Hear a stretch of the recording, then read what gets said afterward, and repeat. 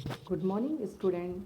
जैसे आप सभी को पता है कि अभी कोरोना वायरस का संक्रमण महामारी के रूप में फैला हुआ है, इसलिए मैं उम्मीद करती हूँ कि आप घर पे रहेंगे, सुरक्षित रहेंगे। अभी सवाल यह है कि आप लॉकडाउन में पढ़ाई कैसे करें। इसलिए करियर ब्रिज एकेडमी स्कूल ने आप सभी स्टूडेंट्स के लिए ऑनलाइन स्टडी का अरेंजमेंट किया है। Now start class 5th subject Hindi. Hindi के सिलेबस में टोटल चैप्टर आपके 16 हैं, व्याकरण में 13, रचना लेखन में पत्र, कहानी, संवाद और निबंध लेखन है। आपकी क्वार्टरली में 7 चैप्टर आ रहे हैं, व्याकरण में 1 to 4 और 10 और 11 चैप्टर। व्याकरण में फर्स्ट चैप्टर आपके संज्ञा, जिसे इंग्लिश में आप नाउन बोलते हैं। संज्ञा किसे कहते हैं? संज्ञा किसी प्राणी, वस्तु, स्थान या भाव के नाम को संज्ञा कहते हैं। किसी भी प्राणी, वस्तु, स्थान के भाव के जो भी नाम होते हैं उसे संज्ञा कहते हैं। साधारणतः बोलचाल में किसी का ही नाम उसे संज्ञा कहेंगे। अब उदाहरण के लिए जैसे प्राणी में देखो मोहन, हाथी, स्त्री, घोड़ा आते हैं, ये सभी नाम हैं। वस्तु में पुस्तक, कलम, मेज, खिलौना, ये सभी नाम हैं। स्थान में जोधपुर, दिल्ली, घर, बगीचा, ये सभी स्थानों के नाम हैं। भाव जो हमारे मिठास, गर्मी, प्रेम, क्रोध होते हैं, ये सभी भाव के नाम हैं। तो ये जो सभी नाम होते हैं इन्हें हम संज्ञा के अंतर्गत रखते हैं। संज्ञा के भेद या प्रकार। संज्ञा के 3 भेद होते हैं: व्यक्तिवाचक संज्ञा, जातिवाचक संज्ञा, भाववाचक संज्ञा। फर्स्ट है व्यक्तिवाचक संज्ञा। व्यक्तिवाचक संज्ञा किसे कहते हैं? जिस शब्द से किसी विशेष व्यक्ति, स्थान, वस्तु का बोध होता है उसे व्यक्तिवाचक संज्ञा कहते हैं। जैसे गंगा, हिमालय, ताजमहल, उदयपुर। अभी देखिए गंगा विशेष नदी, हिमालय विशेष पर्वत है, ताजमहल विशेष इमारत है, उदयपुर विशेष स्थान है। यानी जो भी शब्द होता है जिसमें किसी व्यक्ति विशेष का पता चल रहा है या कोई वस्तु, स्थान जो विशेष है उसका बोध हो रहा है, वह व्यक्तिवाचक संज्ञा के अंतर्गत आता है। उदाहरण के लिए व्यक्तियों के नाम जैसे राम, मोहन, सीता, महात्मा गांधी, नरेंद्र मोदी, सचिन तेंदुलकर। देशों के नाम में देखिए भारत, चीन, जापान, अमेरिका। त्योहारों के नाम में देखिए होली, दीपावली, ईद, क्रिसमस। फूलों के नाम में देखिए गुलाब, गेंदा, कमल, चमेली। दिनों के नाम में देखिए सोमवार, मंगलवार, रविवार, बुधवार। महीनों के नाम में देखिए जनवरी, अगस्त, मार्च, दिसंबर। खेलों के नाम में देखिए cricket, hockey, football, table tennis. तो ये सभी जो नाम होते हैं वो व्यक्तिवाचक संज्ञा के अंतर्गत आते हैं। जातिवाचक संज्ञा जिस शब्द से किसी जाति के सभी प्राणियों या पदार्थों का बोध होता है, यानी उस शब्द से पूरी उस जाति या उस समूह का बोध होता है, उसे जातिवाचक संज्ञा कहते हैं। जैसे लड़का, पर्वत, नदी, पुस्तक, फल, पशु, मिठाई। उदाहरण के लिए जैसे नदी हमने लिया, इसमें संपूर्ण प्रकार की नदियाँ आ जाती है। इसमें कृष्णा, कावेरी, यमुना और जमुना सभी नदियाँ आ जाती है।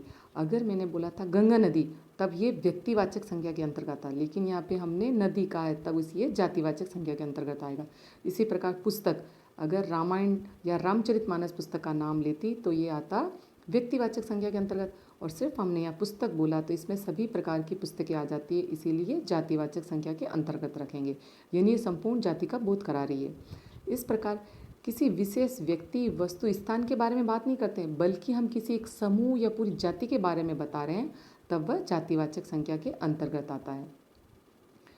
जैसे उदाहरण के लिए नदी, भाई, आम, पहाड़, फूल, पेड़, पुस्तक, शहर, ये सभी संपूर्ण जातियों का बोध करा रहे हैं।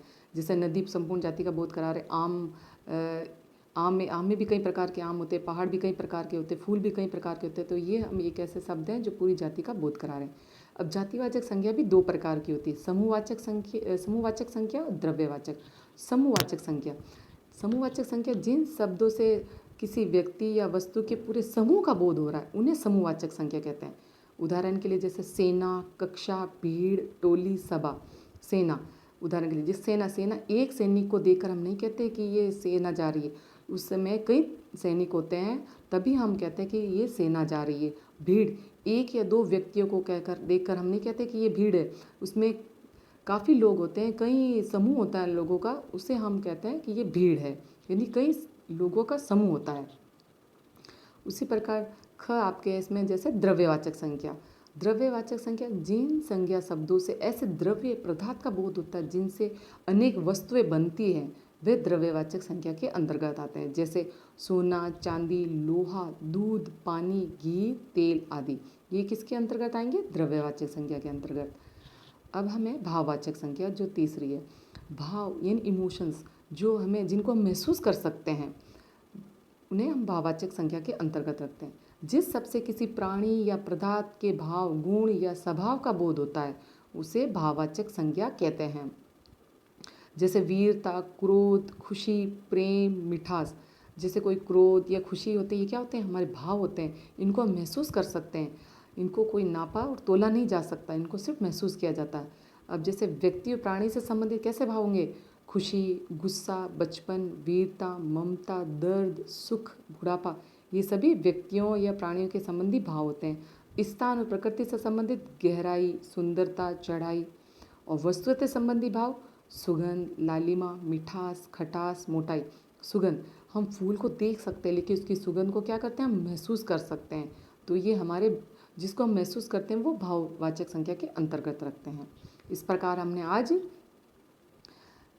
जातिवाचक, व्यक्तिवाचक, भाववाचक संज्ञा के बारे में पढ़ा था और इनकी पहचान किस प्रकार होती है ये पढ़ा था। आज की क्लास में इतना ही, बाकी का हम नेक्स्ट क्लास में पढ़ेंगे। Thank you.